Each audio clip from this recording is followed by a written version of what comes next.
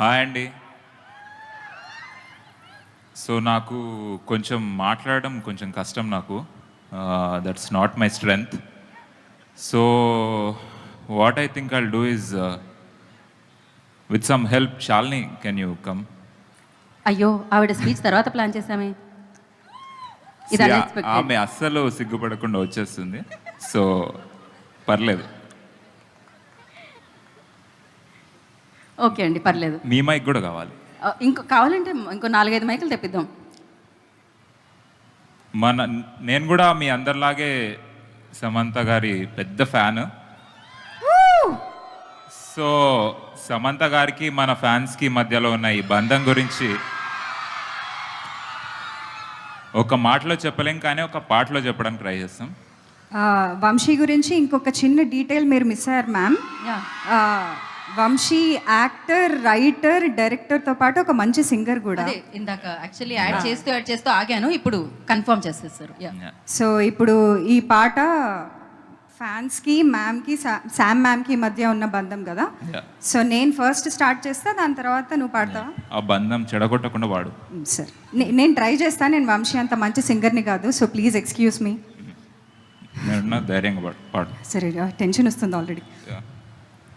పాలు నీళ్ళ బంధం ఇది, జన్మ జన్మల బంధం. పోయింది. మళ్ళీ ట్రై చేస్తా. ఫస్ట్ ఇట్లా పెట్టు. ఫస్ట్ స్టార్ట్ జరుగు. అంటే ఇది మేము మ్యూజిక్ వేసామండి మధ్యలో. ఇక్కడ నుంచి రావాలి. ఓకే. పాలు నీళ్ళ బంధం ఇది, జన్మ జన్మల బంధం. ఎలా ఎలా నేను జన్మ జన్మల బంధం, జన్మ జన్మల బంధం. క్లోజ్.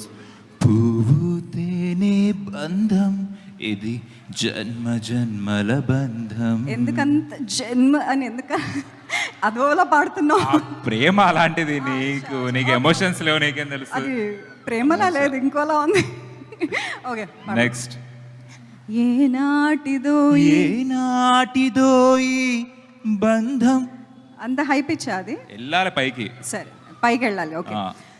ఏనాటిదో ఏనాటిదో ఈ బంధం, ఏనాటిదో వినో, ఏనాటిదో ఈ అనుబంధం, ఎన్నో నోముల ఫలమే ఈ జన్మ జన్మల బంధం.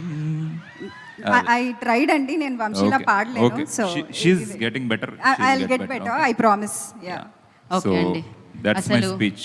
యా, దీని తర్వాత ఇంతకీ ఫ్యాన్గా మీ బంధం ఉంటుందో లేదో సమంత గారిని అడుగుదాం. ఇక్కడితో సమాప్తం అంటున్నారు ఆవిడ. శుభం.